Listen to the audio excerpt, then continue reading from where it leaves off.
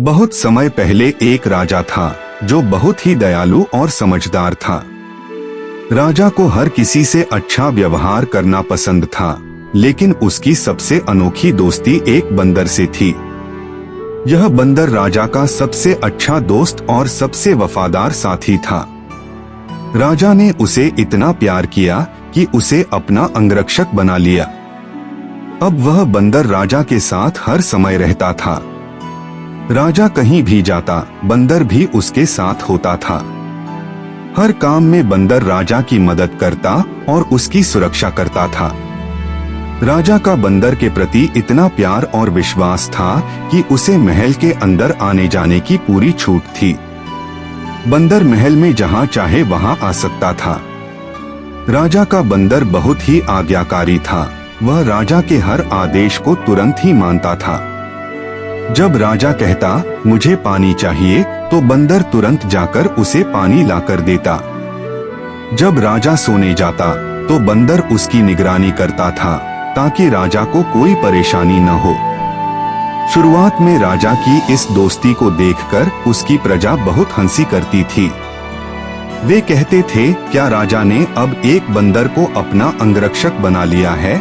लेकिन जैसे जैसे समय बीतता गया, लोग समझने लगे कि राजा का बंदर पर बहुत विश्वास है। वह बंदर सच में राजा का सबसे अच्छा मित्र है और राजा का भला ही चाहता है। धीरे धीरे प्रजा भी बंदर को पसंद करने लगी, क्योंकि उन्हें पता था कि राजा बहुत ही समझदार है और उसने जो बंदर को चुना है वह उसकी वफादारी और मेहनत से ही साबित हो गया था। राजा और बंदर की दोस्ती और गहरी हो गई। बंदर हर समय राजा के साथ रहता और उसकी सेवा करता। राजा भी बंदर से बहुत प्यार करता था।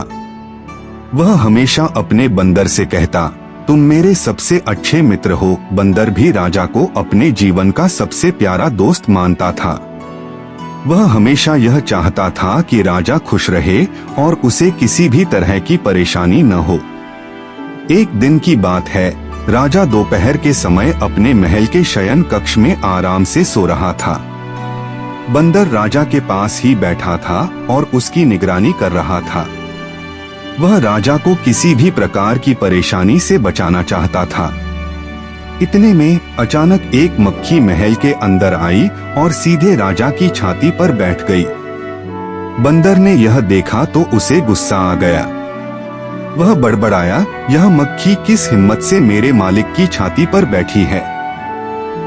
बंदर ने तुरंत मक्खी को उड़ा दिया, लेकिन वह फिर से उड़कर राजा की नाक और सिर पर आकर बैठने लगी। बंदर को अब बहुत गुस्सा आया। वह सोचने लगा, यह मक्खी बहुत ढीठ है, इसे कोई सजा मिलनी चाहिए। उसने सोचा कि अब वह इसे तुरंत मार देगा ताकि राजा को किसी प्रकार की परेशानी न हो। बंदर ने राजा के पास रखी तलवार को उठाया और मक्खी पर हमला करने के लिए उसे तेजी से झटका दिया। लेकिन बंदर ने बिना सोचे समझे वह तलवार इतनी तेजी से झोंकी कि वह राजा की गर्दन पर लग गई। तलवार से राजा की गर्दन कट गई और राजा की जान चली गई। यह देखकर बंदर का दिल धक से रह गया। वह समझ ही नहीं सका कि उसने क्या किया। राजा के मरने के बाद महल में शोक छा गया। राजा के सभी दरबारी दौड़ते हुए आए और देखा कि राजा की मौत हो चुकी है। लोग बहुत दुखी हुए, लेकिन उनमें से एक समझदार आदमी ने कहा, देखो, यह बंदर राजा का सबसे वफादार मित्र था, लेकिन उसकी मूर्खता ने राजा की जान ले ली। यह बंदर राजा का आज्ञाकारी था, लेकिन उसने बिना सोचे समझे एक ऐसी गलती की जो राजा की जान ले गई। तभी से लोगों ने यह कहना शुरू किया, मूर्ख मित्र की बजाय विद्वान शत्रु होना ज्यादा अच्छा है। एक विद्वान शत्रु तो कभी भी आपकी मदद करेगा और आपका भला ही करेगा, लेकिन एक मूर्ख मित्र तो बिना समझे बूझे आपको नुकसान भी पहुंचा सकता है।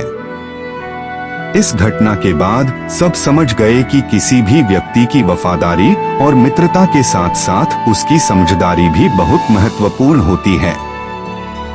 अगर मित्र अच्छा और समझदार हो तो वह हमेशा आपके लिए अच्छा करेगा।